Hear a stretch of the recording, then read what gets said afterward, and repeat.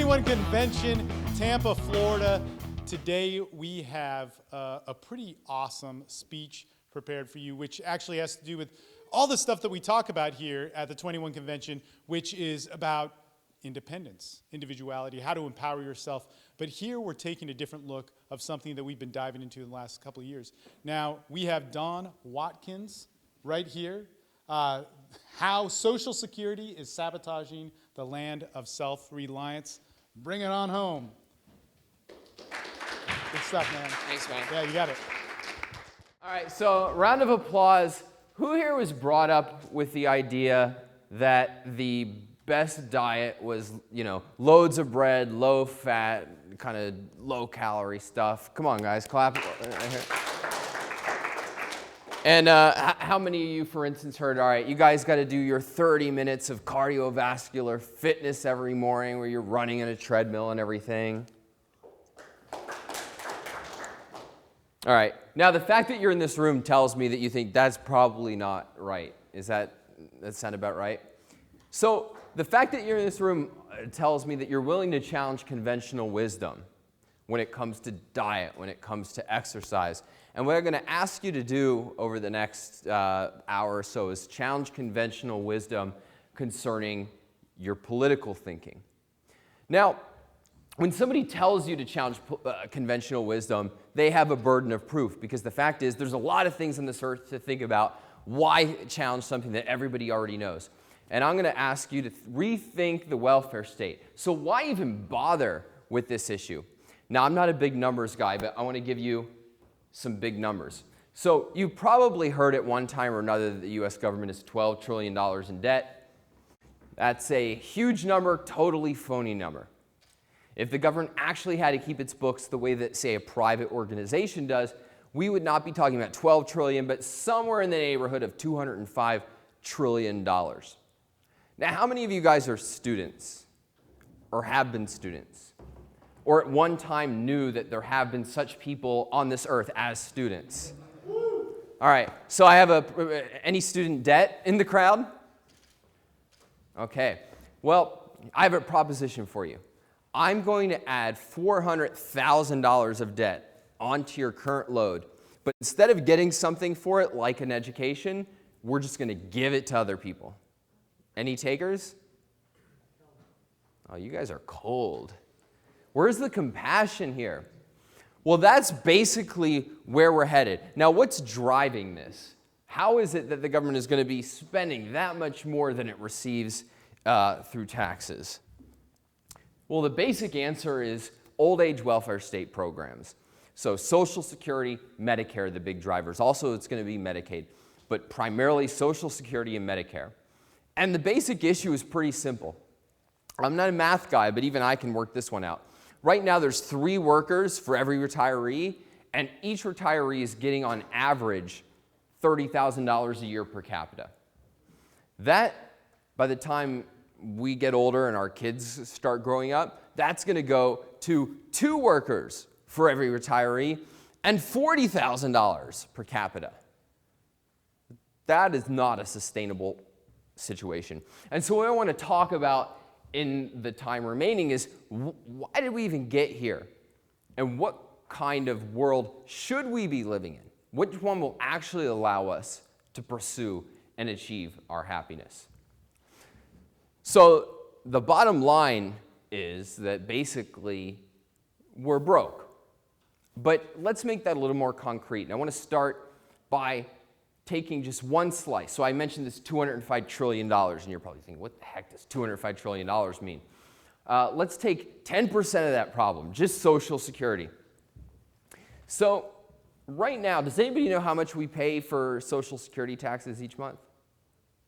Like what percentage of our paycheck goes to it? 15, you say? From you and 7.5 from your employer. Close, yeah. So if you look at your paycheck, it's 6.2%. Goes to Social Security, but as you suggested, 6.2% goes from your employer, except that every economist will tell you that actually comes out of your paycheck too. So 12.4%. Now for the average millennial worker, and if you were born after 1980, you're a millennial, like it or not, the average millennial worker, 12.4% means over $5,000 a year. That's more than a car payment each month you're making to the elderly. Before you can worry about your hopes and dreams, before you can start spending on things like your car payment or paying off your student loans. So why? Why are we in this situation? Another way to think about it, by the way, is that's more than a month and a half each year that you are working without pay. A month and a half. Imagine you open the newspaper and you see a big story about Walmart, and it says, Walmart demanded that their employees worked a day without pay just to help out the company. People would be rioting in the streets. They'd say, you can't do that. That's exploiting people. But a month and a half, that's where we are today when we try to actually fix that $205 trillion gap. It's only going to get worse. We're talking 2 months, 3 months, 4 months. We don't really know, but it's going to be immense. And this is what I call the debt draft. Because in a very literal sense, everybody here in this room, you're being conscripted to set aside your goals, hopes, and dreams in order to serve the retirement and healthcare needs of the elderly. So, why? Why? I mean, we can't take this lightly. These programs enjoy immense support. And so, before we figure out what to do about this, we have to figure out why do we have these programs anyway? And usually I poll the room, but I'm just going to tell you what you guys think. So the three major reasons in one way or another, and I've spoken to thousands of people on this issue, the main reasons why people support the welfare state, and don't kid yourself, these are some of the most well-supported, popular programs that the government actually does. Social Security gets 80% support when you give polls. I bet you wouldn't get 80% support for putting murderers in jail. Like, this is enormous. So the first one is Watkins. What the heck are you talking about? This is not even a welfare program. This is, I earned it. I paid for it, and I'm getting what I paid for. It gives me economic security. So, hey, I'm going to reach the point where I can't work, and so I need something, kind of a baseline to rest on, and so Social Security is good for that reason. And then the third one is I want to help people in need. I'm not a jerk who wants people to starve in the streets, and so these programs enjoy my support for that reason. So I want to talk about each one of these, and if you guys think, well, I'm not really covering something that's important or whatever, raise your hand. We don't have to wait to the Q&A, okay? This is about getting clear in this topic, not about me pontificating. So really feel free to engage, push back, and so on. So I earned it. So this is basically the way that we're taught to think about Social Security, right? And I'm going to focus on Social Security, not Medicare. It's the same principles, but Social Security is more straightforward. So if you have any questions about the details about how Medicare works or something, let me know. But basically the idea is, look, I'm young. I give a bunch of my money, 12.4% to the government. It puts it in a nice lockbox. And when I'm old, all right, I'm happy because I get a bunch of money from the government. Although in this case, I'm sad because I'm old. So that's kind of what we've been taught about the program. That's the idea of I earned it because I set aside money. The same way you would with, life insurance, the same way you would with like a 401k. But this is how it really works. Bunch of money taken from you and given to other people who are older. And you're sad because people are taking a bunch of your money. So that is really, and don't take my word for it. There's a book called Social Security for Dummies. This is not some politically charged memoir or anything. This is a book just telling you the way that it works by a guy who thinks it works wonderfully, and he calls it a pipeline running from young people to older people, or from workers to retirees. A pipeline dragging your money, hopes, dreams, goals, and so on into the pockets of other people. Now, you may think that that's a good thing. You may think we have to do that. We're going to get to those arguments in a minute. But what I'm trying to stress is that whatever you call it, you can't call that an earned benefit. You can't earn the right to just have a pipeline running from other people's pockets into yours. I mean, this is like playground justice, right? It's like, Billy stole my wallet, so I'm going to go steal Jack's wallet because it's an earned benefit now. That's basically what that argument says. Now, it's true. It's true that the people receiving it were once young, and they had their wealth taken from them in order to support the elderly. So it's not crazy that people think, well, hey, I paid for it.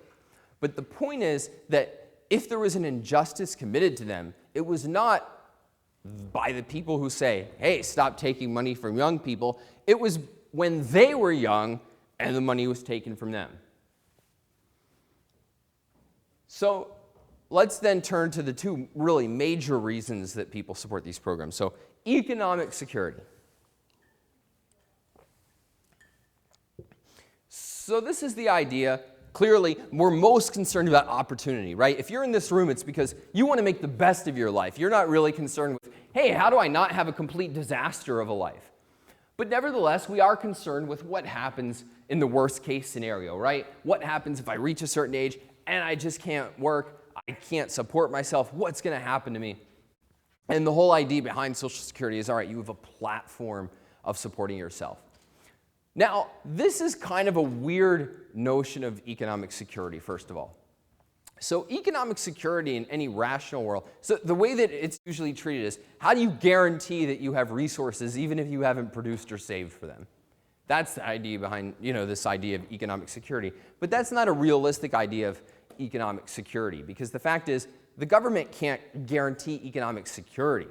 It can't guarantee that those resources are there. It can only guarantee that, hey, if people produce them, we're going to take enough from them to guarantee that you'll have some floor of protection. Any rational idea, any rational conception of economic security is really going to be that if you do create something, if you do invest it, if you do save, nobody can come and arbitrarily take it away. Now, that kind of conception of economic security doesn't really pretend well for the welfare state, because of course the basic idea there is the government gets to say, hey, whatever we want to take from you, we're going to take from you. If we think it's in the public interest, we're going to do it. I mean, how economically secure do we feel knowing that we're $205 trillion in debt, which, by the way, does anybody have $205 trillion on them? Because if you do, let's go out for drinks after this. No, it's more wealth than exists in the entire world, so that's kind of a problem. But let's look even deeper. You might say that's kind of nice wordplay, Don, but what happens if I'm old and I can't support myself?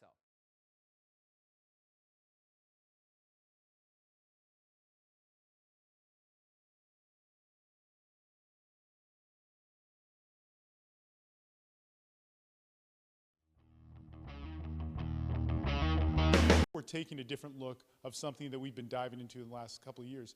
Now, we have Don Watkins right here. How Social Security is sabotaging the land of self-reliance. Bring it on home. Good stuff, man. Thanks, man. Yeah, you got it. By the way, if you can do the math, is longer than we've had Social Security since 1935. Now, did the elderly starve in the streets? And it turns out that amazingly, no. Amazingly, people figured out a way to live without handouts for over 100 years, and it's pretty fantastic when you think about it. They were very entrepreneurial in their whole approach to life.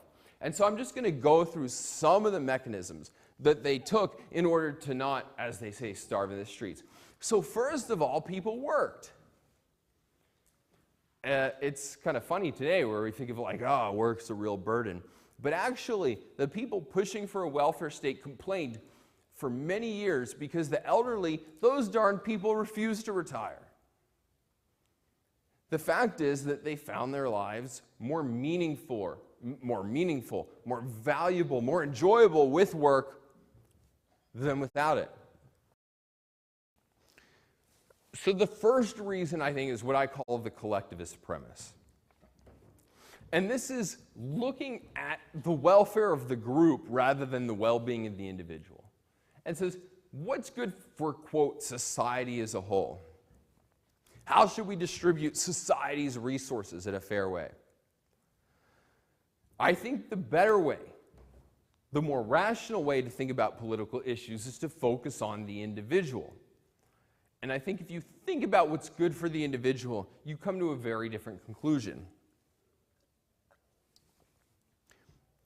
So the two essentials, in my judgment, of what makes a happy and successful life, and I think this came through in all the talks today, is thought and effort. This is Isaac Newton and Steve Jobs.